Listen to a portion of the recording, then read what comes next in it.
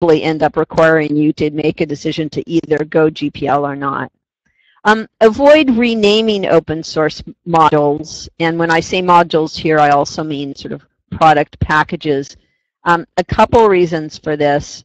One is that it can be very confusing to go and backtrack and find information if you rename the modules. Another is that it just causes, I think, issues with encoding practice. So you want to think twice about doing that.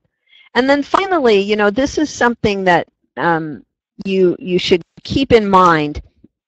If you ever find some code and you use it, but you know you can't comply with it, let us suppose you are building a project and it is going to be licensed under BSD, and you find some code you want to use in it, but it's under GPL. Well, that won't work, but you can always look into relicensing the code.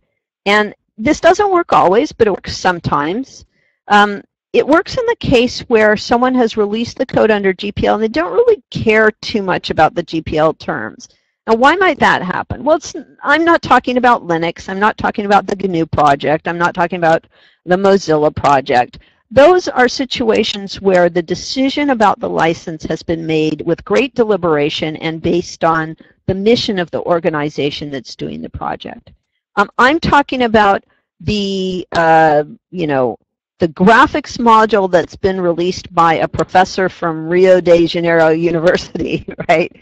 Because he or she may have put the code under GPL because it was the most easy and obvious thing to do, but may not really care very much about GPL terms. So in some cases, when you have a limited number of authors and the authors are not particularly wedded to GPL, they may be able to or willing to grant you a license on other terms.